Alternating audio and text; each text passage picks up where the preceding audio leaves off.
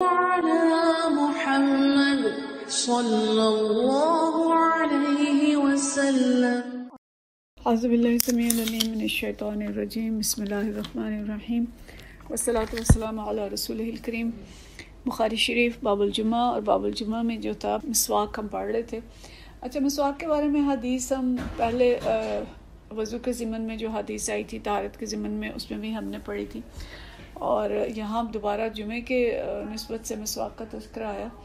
اور اس میں ہم نے پچھلی دفعہ جو 3-4 حدیث پڑھی تھیں جو مختلف حدیث تھیں، اس میں حضرت ابو ہریرہ رضی اللہ تعالیٰ عنہ کی ایک حدیث تھی کہ رسول اللہ صلی اللہ علیہ وسلم نے فرمایا کہ اگر مجھے اپنی امت کے لوگوں پر مشقت کا ڈر نہ ہوتا تو میں انہیں ہر نماز کے ساتھ مسواک کرنے کا حکم دیتا. اور دوسری حدیث ہم نے پڑھی تھی کہ حضرت انس رضی اللہ تعالیٰ عنہ سے وہ تھی روایت کہ آپ نے فرمایا میں نے تمہیں کثرت سے مسواک استعمال کرنے کی تلقین کی ہے.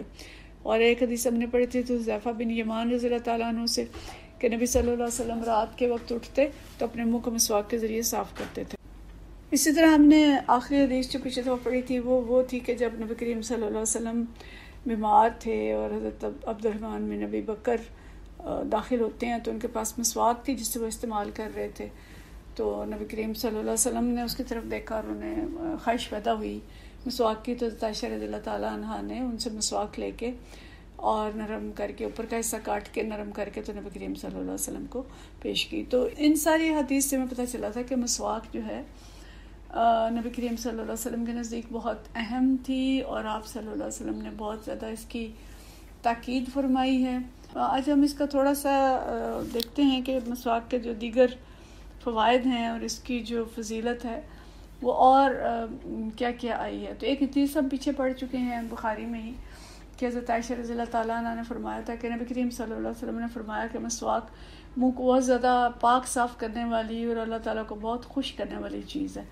مطلب یہ کہ یہ منہ کو پاک صاف بھی کرتی ہے اور اللہ تعالیٰ کو خوش بھی کرتی ہے. ظاہر مسواک کرتے ہیں تو اس سے دانت صاف ہوتے ہیں، منہ سے بدبو دور ہوتی ہے، منہ کے اندر خوشبو آتی ہے، مسوڑے جو ہیں وہ مضبوط ہوتے ہیں، اور بہت سارے فوائد جو ہیں ہمیں پتہ چلتے ہیں مسواک کے، جو مطلب یہ طبی لحاظ سے اگر ہم دیکھیں تو بہت سارے اس کے فوائد ہمیں ملتے ہیں. اور یہ ہم نے پچھلی دفعہ پڑھی تھی کہ اگر امت پہ بہت زیادہ مشقت کا ڈر نہ ہوتا تو ہر نماز کے وقت مسواک کرنے کا حتمی امر کرتا. مطلب یہ کہ پابندی نہیں لگائی ورنہ ہمارے لیے مشکل ہو جاتی، ورنہ نبی کریم صلی اللہ علیہ وسلم کو اتنا پسند تھا کہ مسواک جو ہے وہ کی جائے. اور پھر جو ہم نے مختلف حدیث میں پڑھا کہ مسواک کا اہتمام نبی کریم صلی اللہ علیہ وسلم جو ہیں وہ خاص طور پہ 5 مواقع پہ کیا کرتے تھے. ایک تو وضو میں، اور اگر وضو اور نماز کے اندر وقفہ ہو گیا، کچھ دیر ہوگی، تو نماز میں کھڑے ہونے سے پہلے آپ صلی اللہ علیہ وسلم دوبارہ مسواک کرتے تھے، اور سو کے جب اٹھتے تھے تو اس وقت آپ صلی اللہ علیہ وسلم مسواک کرتے تھے. یہ ہم نے پچھلی دفعہ حدیث پڑھی. اور تلاوت کلام پاک سے پہلے بھی مسواک کرتے تھے. اس میں حدیث جبرائیل علیہ السلام کی بارے میں آتا ہے کہ جب بھی جبرائیل علیہ السلام آتے تھے تو وہ تاکید کرتے تھے کہ مسواک کریں. یہ احمد کے اندر حدیث آئی ہے، حضرت ابو امامہ باہلی سے روایت ہے کہ رسول اللہ صلی اللہ علیہ وسلم نے ارشاد فرمایا کہ اللہ کے فرشتے جبرائیل علیہ السلام جب بھی میرے پاس آئے ہر دفعہ انہوں نے مجھے مسواک کے لیے ضرور کہا.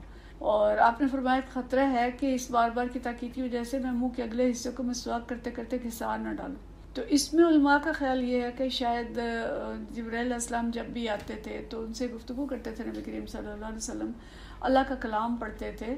تو یہ شاید یہ والی بات تھی کہ جب اللہ کا کلام پڑھنا ہو، کلام پاک پڑھنا ہو، تو اس وقت جو مسواک کی جائے اور منہ کو صاف ستھرا رکھا جائے. اور اسی طرح جب دانتوں کے اندر کوئی تغیر آ جائے، منہ کے اندر بدبو پیدا ہونے کا ڈر ہو، تو اس وقت بھی مسواک کی جائے. تو مسواک ایک مبارک اور مفید عمل ہے، اور یہ انبیاء کی سنت میں سے ہے.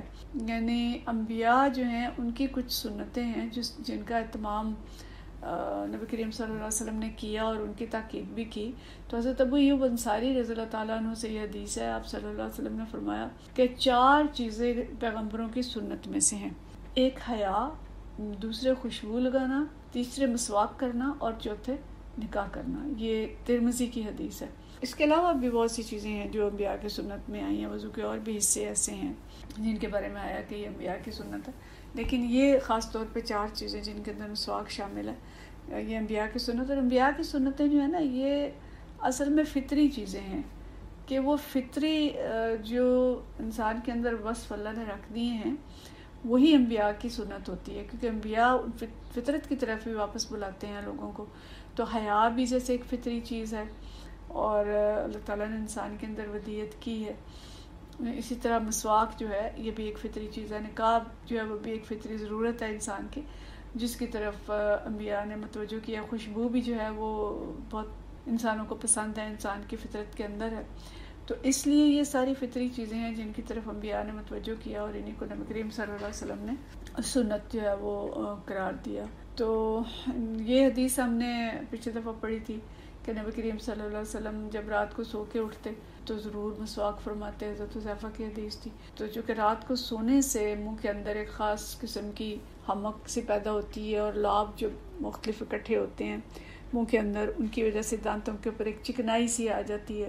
تو آپ صلی اللہ علیہ وسلم رات کو ضروری مسواک کیا کرتے تھے اور اپنے منہ کو صاف رکھتے تھے. حضرت عائشہ رضی اللہ تعالیٰ عنہ کی مسلم کے اندر ایک حدیث ہے، آپ صلی اللہ علیہ وسلم سے کسی نے پوچھا کہ رسول اللہ صلی اللہ علیہ وسلم جب باہر سے گھر میں تشریف لاتے تو سب سے پہلے کیا کام کیا کرتے تھے؟ تو انہوں نے فرمایا کہ آپ سب سے پہلے مسواک کرتے تھے. یعنی نیند سے جاگنے کے بعد بھی مسواک، اور گھر سے باہر سے جب تشریف لاتے تب بھی مسواک، وضو کے ساتھ بھی مسواک، اور نماز سے پہلے بھی مسواک. تو یہ چیزیں ہمیں ملتی ہیں کہ جو نبی کریم صلی اللہ علیہ وسلم خاص طور پہ ان اوقات میں مسواک کیا کرتے تھے. تو ہمیں بھی ان سارے اوقات میں مسواک کے اہتمام کی کوشش کرنی چاہیے. اور مسواک جو ہے یہ دنیوی لحاظ سے، طبی لحاظ سے، صحت کے لحاظ سے بہت فائدہ مند چیز ہے، اور سنت سمجھ کے اگر ہم عمل کریں گے تو انشاءاللہ تعالیٰ یہ اجر کا باعث بھی ہوگا، اور آخرت میں جو اس کا ثواب ہے وہ بھی ملے گا. تو طبی لحاظ سے اگر ہم دیکھیں تو مسواک جو ہے یہ دانتوں کی خرابی کو روکنے کا باعث بنتی ہے. پیلا پن جو ہو جاتا ہے اگر مسواک سامنے کے دانتوں پہ استعمال کی جائے اچھی طرح سے، اچھی مسواک ہو تو پیلا پن بھی دور ہوتا ہے. کیڑوں سے بچاؤ کا، کیریز جو دانتوں کے اندر ہوتی ہے اس سے بچاؤ کا ذریعہ بنتی ہے. سانس کی بو ختم ہوتی ہے، اور جو لوگوں کو مسواک کرنے کا تجربہ ہے انہیں احساس ہوگا کہ برش کر کے تو اس طرح کی تازگی منہ کے اندر نہیں آتی جیسی تازگی جو ہے مسواک سے آتی ہے.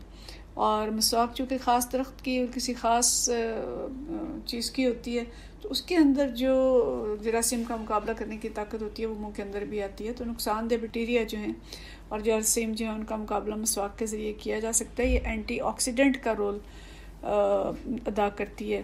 تو مسوڑوں کی حفاظت بھی ہوتی ہے، دانت سفید ہوتے ہیں. تو بہت سارے طبی فوائد ہیں جو علماء نے لکھے ہیں کہ اس سے جو ہے سانس کو بھی فائدہ ہوتا ہے اور پھیپھڑوں کو بھی فائدہ ہوتا ہے. بہت سی چیزیں ہیں، لیکن ظاہر ہے وہ ہمارے پاس ان کے چونکہ تمام چیزوں کے دلائل نہیں ہوتے تو ہم اس کو یوں بیان نہیں کر سکتے. لیکن یہ ہے کہ یہ ہم سمجھتے ہیں کہ جس چیز کا حکم نبی کریم صلی اللہ علیہ وسلم نے دے دیا اس کے اندر ہمارے لیے فوائد ہی ہیں. اور چاہے ہمیں اس کی سمجھ آئے یا نہ آئے، دلیل اس کی ملے یا نہ ملے، لیکن یہ کہ جس چیز کا حکم آپ صلی اللہ علیہ وسلم نے دے دیا اس کے اندر فوائد ہی فوائد ہیں. تو ہمیں اس کو اپنانا چاہیے، اور مسواک کی عادت اگر ہم ڈالیں تو ہمارے لیے بہت انشاءاللہ نفع بخش عادت ہوگی. سنت پہ عمل کرنے کا ثواب بھی اور صحت اور عافیت بھی اسے اللہ تعالیٰ عطا فرمائے گا. اللہ کرے کہ ہم چھوٹی اور بڑی تمام سنتوں پر عمل کر سکیں اور اللہ تعالیٰ ہم سے راضی ہو جائے. وآخر دعوانا ان الحمدللہ رب العالمین.